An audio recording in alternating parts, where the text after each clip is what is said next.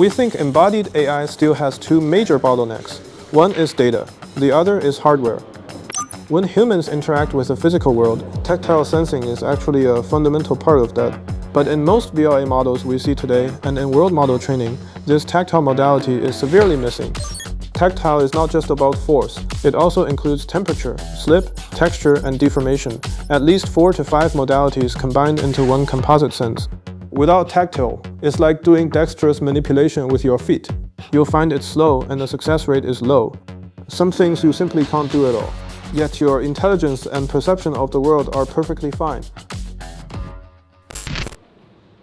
When the human hand operates, there are incredibly nuanced details involved. Just take holding a pen to write. Everyone grips it differently.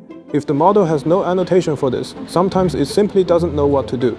But this kind of high granularity annotation, I haven't seen anyone doing it yet. There are no mature standards to reference in this industry. Automotive has 2 winters and 2 summers of testing, road tests and operating conditions that can be exhaustively covered. But dexterous hands face an extremely diverse range of use cases by nature. What quality standard do you even use? Honestly, it's off the top of one's head.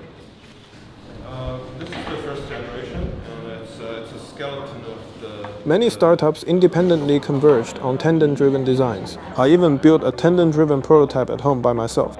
Because tendon-driven is easy to build, direct drive is a system-level solution. If any single part isn't good enough, the whole system won't work. Our validation process back then was very simple.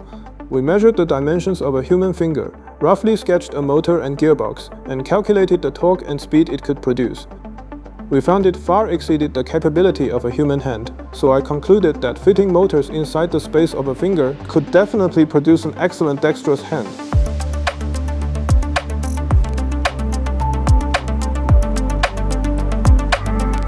After system identification, our dexterous hand has virtually zero sim-to-real gap, meaning you can obtain in simulation a system that closely matches the real physical state.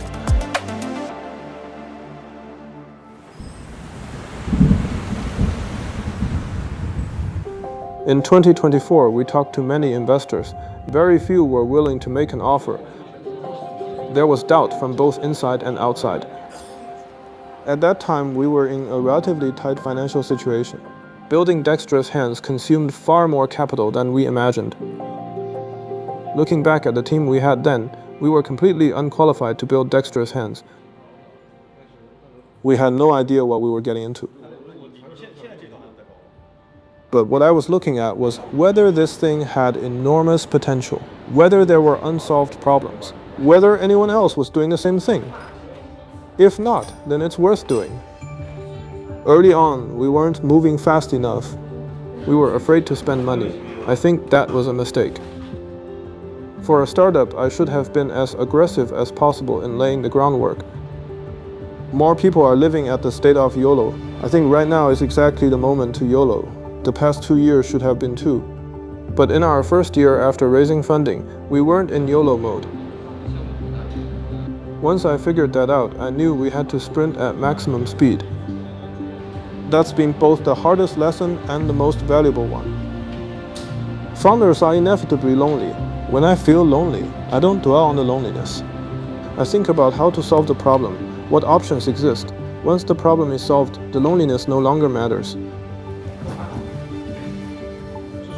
I believe dexterous hands will begin large-scale deployment in 2027, kind of like the iPhone 4.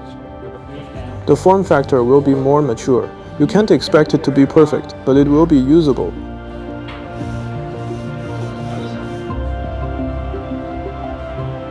I believe we will be the ones who define what an intelligent agent looks like. We will shape the future of intelligent robots.